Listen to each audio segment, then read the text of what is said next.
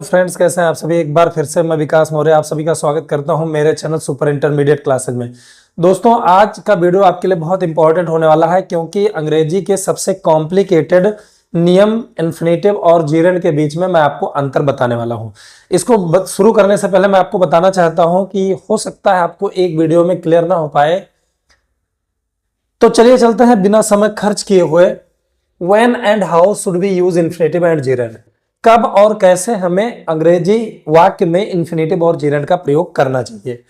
तो मैं आपको बता देना चाहता हूं कि हिंदी वाक्य में एक ऐसी क्रिया आपको मिलेगी जिसमें हो सकता है ना, नी, ने, ना, नी, ने जुड़ा रहे, जैसे खेलना, पढ़ना, बोलना, देखने, करने, पूरा करने, ये सब आ जाएगा।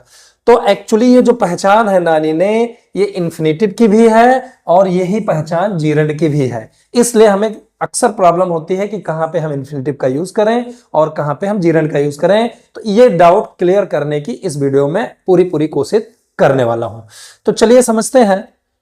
उससे पहले जान लेते हैं इन्फिनेटिव यानी इसका नियम है टू प्लस वर्ब की फर्स्ट फॉर्म, जिसको हम बोलते हैं प्रेजेंट इन्फिनेटिव। यही मैं आपको पहले पढ़ाने वाला हूं आज। कुछ और भी नियम है। टू हैव प्लस वर्ब की थर्ड फॉर्म परफेक्ट इन्फिनेटिव है। टू बी प्लस वर्ब की third form infinitive in passive voice में है। लेकिन सबसे पहले ये चीज मैं आपको क्लियर कर देता हूं। और जीरेंड का नियम है वर्ब में आईएनजी एक्टिव वॉइस। अगर वही चीज पैसिव वॉइस होती है तो बीइंग प्लस वर्ब की थर्ड फॉर्म का हमें यूज करना है। तो मैं आपको बता देता हूं कि आमतौर पर इन्फिनेटिव के स्थान पर जीरेंड और जीरेंड के स्थान पर इन्फिनेटिव का प्रयोग हो सकता है। लेकिन कुछ ऐसे भी रूल्स हैं जिनमें इन्फिनेटिव के स्थान पर जीरेंड, जीरेंड के स्थान पर इन्फिनेटिव का प्रयोग नहीं हो सकता है। तो सबसे पहले मैं आपको यह सेंटेंस बताने वाला हूं। यह सेंटेंस, अंग्रेजी बोलना बहुत आसान है, सुबह में टहलना सबसे अच्छा व्यायाम है। सुबह में टहलना सबसे अच्छा व्यायाम है। इन दो को मैं आपको इसलिए बताना चाहता हूं कि इसमें इन्फिनेटिव का भी प्रयोग हो सकता है और जीरेंड का भी प्रयोग हो सकता है। कैसे, आइए समझते हैं। अंग्रेजी बोलना बहुत आसान है, इसमें यहां पे देखिए इन्फिनेटिव है बोलना, या इसको हम जीरेंड भी कह सकते हैं।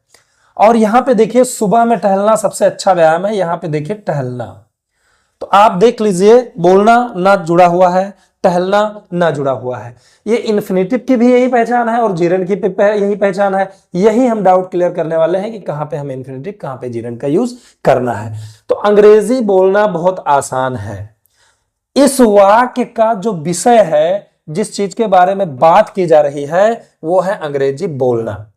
जब इन्फिनेटिव वाक्य के विषय के रूप में आ जाता है, विषय वस्तु के रूप में आ जाता है, तब हम इन्फिनेटिव का भी प्रयोग कर सकते हैं और हम जीरेंड का भी प्रयोग कर सकते हैं। तो अंग्रेजी बोलना, इसको हमने लिखा टू स्पीक, ये बना दिया हमने इन्फिनेटिव। टू स्पीक और बोलना क्या, अंग्रेजी, ये इन्फिनेटिव का ही इन्फिनेटिव फ्रेज है। ठीक है, तो यहां पे हमें उसको लिखना है। टू स्पीक इंग्लिश इज बहुत आसान, यानी वेरी इजी, ये बन गया। To speak English is very easy. इसको हम जीरेंड भी बना सकते हैं क्योंकि इन्फिनेटिव और जीरेंड जब वाक्य के विषय के रूप में प्रयुक्त होता है, then we can make it either in infinitive और जीरेंड। ठीक है, तो to speak English is very easy, इसको इस तरह भी हम बना सकते थे, speaking English is very easy. यहां पे देखिए सुबह में टहलना सबसे अच्छा व्यायाम है। एक्चुअली इस वाक्य के विषय के रूप में सुबह में टहलना सबसे अच्छा व्यायाम है। तो सबसे अच्छा व्यायाम एक्चुअली किस चीज के बारे में बात हो रही है, कौन से विषय के बारे में बात हो रही है? बात हो रही है सुबह में टहलना। तो ऐसे जब ये विषय के रूप में प्रयुक्त होता है तो हमें जीरेंड या इन्फिनेटिव कुछ भी बना लेना होता है। सुबह में टहलना, इसको हम जीरेंड बनाते हैं। तो जीरेंड बनाने के लिए हमने यूज करना है आईएनजी फॉर्म का, तब टू नहीं लगेगा। वॉकिंग, अब सुबह में, in the morning, walking in the morning. अब सबसे अच्छा व्यायाम, इसको लिख दो, यहां पे सुपरलेटिव डिग्री है, सबसे अच्छा व्यायाम, द बेस्ट एक्सरसाइज, ये हमने इसको बना दिया। इसको इन्फिनेटिव भी बना सकते थे, walking in the morning is the best exercise. चलिए चलते हैं इन दो सेंटेंस पे और अंतर को समझने की कोशिश करते हैं। वह एक अच्छा खिलाड़ी बनना चाहता है। मेरा लक्ष्य परीक्षा में प्रथम आना है। एक्चुअली यहां पे उद्देश्य है या फिर इरादा या इच्छा का बोध हो रहा है। ध्यान दीजिए कि किसी भी वाक्य में अगर उद्देश्य, इच्छा या इरादे का बोध होता है तो हमें उसको इन्फिनेटिव ही बनाना है, जीरन नहीं बनाना है। ठीक है, वह एक अच्छा खिलाड़ी बनना चाहता है, इसमें इनका उद्देश्य क्या है, इनका लक्ष्य क्या है, बनना। तो यहाँ पे लक्ष्य या उद्देश्य या इरादे का बोध हो रहा है। मेरा लक्ष्य परीक्षा में प्रथम आना है, इनका इरादा क्या है, इनका विश क्या है, प्रथम आना। तो इच्छा, उद्देश्य, इरादे के लिए हमें इन्फिनेटिव का यूज करना होता है। चलिए बनाते हैं इन्फिनेटिव। और ध्यान दीजिए ये दो सेंटेंस जो मैंने बताया है इसमें इन्फिनेटिव या जीरंड देखिए सब्जेक्ट के रूप में आया है। ठीक, अब यही चीज ऑब्जेक्ट के रूप में भी आ सकती है। वह एक अच्छा खिलाड़ी बनना चाहता है, हमने सब्जेक्ट लिखा ही, और फिर चाहता है यानी वांट, उसमें एस जुड़ जाएगा क्योंकि ये प्रेजेंट परफेक्ट टेंस है। वांट्स, क्या चाहता है, बनना, ये इन्फिनेटिव है, इसको हमने लिखा टू बी या बिकम, ये इन्फिनेटिव ही बनेगा। एक अच्छा खिलाड़ी, अ गुड प्लेयर। यहां पे जो इन्फिनेटिव है वो क्रिया के मेन वर्ब के ऑब्जेक्ट के रूप में प्रयोग की गई है।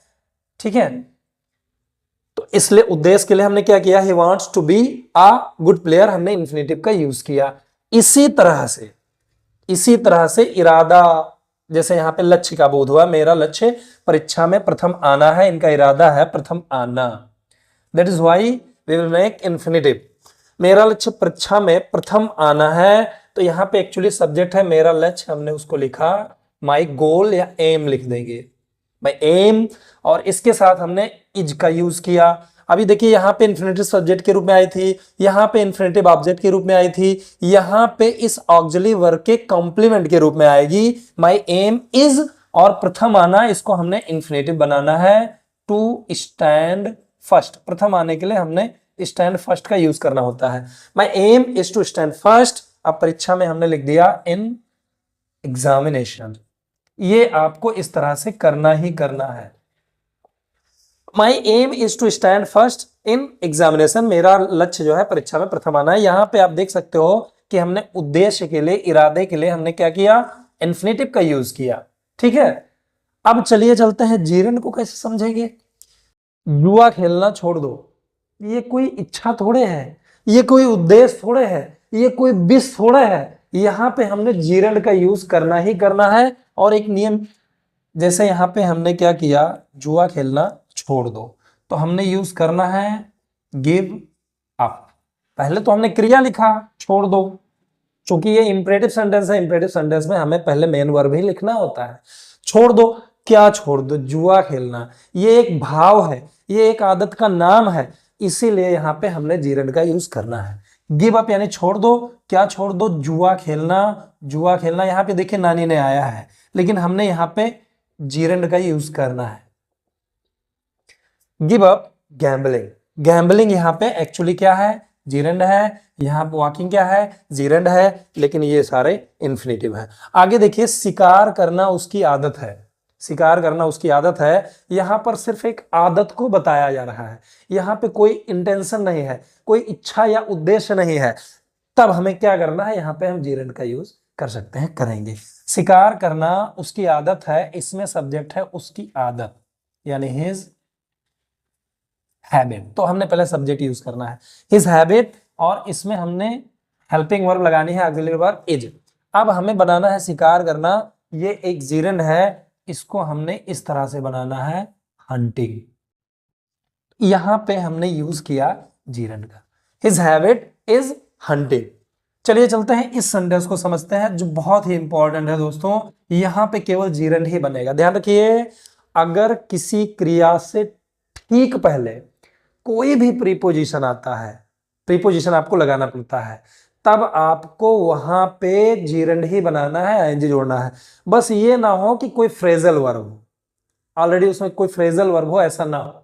ठीक है, जैसे इसको समझने की कोशिश करिए। मुझे अच्छी किताबें पढ़ने का शौक है, तो यहाँ पे मुझे एक्चुअली सब्जेक्ट है, हमने आई लिख दिया, आई के साथ हमने ऑक्सिलरी वर्ब एम लिख दिया, आई एम। अब अच्छी किताबें पढ़ने का शौक, इसमें देखिए का आ गया है, जिसके लिए हमने ऑफ का यूज करना है। ऑफ एक प्रीपोजिशन है, और हमने पहले शौक लिखना है, क्योंकि ऑफ के साथ यही किया जाता है। आई एम फॉन्ड, और उसके बाद ऑफ का यूज हम करेंगे ऑफ। और ध्यान दीजिए इस प्रीपोजिशन के ठीक बाद एक क्रिया आ गई, इसीलिए हमने उसको जीरंड बना। यहां पे इन्फिनेटिव नहीं बना सकते हो टू रीड, ये सरासर गलत है। प्रीपोजिशन के बाद आपने जीरंड ही बनाना है। तो यहां पे हमने लिख दिया रीड, उसमें जोड़ दिया आईएनजी, ये बन गई gerund. I am fond of reading, अच्छी किताबें यानी गुड बुक्स, गुड बुक्स, यहां पे आपने जीरंड बनाया। ठीक, चलिए एक नियम और समझते हैं, बहुत अच्छी तरह क्लियर हो जाएगा कि हमें भाई इन्फिनेटिव कहाँ यूज करना है। मैं यह सुनकर खुश हूं कि तुम अब सफल हो, ये तो एक नाउन क्लॉज है, कंजक्शन आ गया है। यहां पे समझिए मैं यह सुनकर खुश हूं, एडजेक्टिव के ठीक बाद हमेशा इन्फिनेटिव रहती है, जीरंड कभी भी नहीं रहता है एडजेक्टिव के ठीक बाद, ये बात ध्यान रखिए। मैं यह सुनकर खुश हूं, हमने ये लिखा आई एम, और खुश की अंग्रेजी हैप्पी। देखिए यहां पे एडजेक्टिव आया, आई एम हैप्पी, या ग्लैड भी लिख सकते हो। आई एम हैप्पी, यहां पे देखो एडजेक्टिव आया, इसके ठीक बाद और यहां पर सुनकर आया, कभी कभी सुनकर भी आ सकता है, सुनकर, देखकर, पढ़कर, बोलकर। मैं तुम्हें देखकर बहुत खुश हूं, वह तुम्हें धूम्रपान करते हुए देखकर बहुत दुखी है। तो ऐसे देखकर, पढ़कर, ये सब जो आ जाते हैं, इससे पहले अगर एडजेक्टिव आई है देन आपको इन्फिनेटिव ही बनाना है। मैं यह सुनकर खुश हूं, I am happy to hear, to hear. यह की अंग्रेजी दोस्तों नहीं लिखेंगे, एक्चुअली इसलिए नहीं लिखेंगे क्योंकि दैट से पहले दिस हम लगाते नहीं हैं, और एक्चुअली ये पूरा कॉम्प्लीमेंट है, इसलिए यह को हम नहीं लिख सकते हैं। I am happy to hear, ध्यान दीजिए एडजेक्टिव के ठीक बाद इन्फिनेटिव आना चाहिए, जीरंड कभी नहीं आना चाहिए। I am happy to hear that, तुम अब सफल हो, यू आर नाउ सक्सेसफुल, ये आपका बन गया। लेकिन मैं साथ में आपको ये भी बता देना चाहता हूं कि एक वीडियो में सारी चीजें आपको समझ में नहीं आएंगी, वीडियो बहुत लंबा हो जाएगा।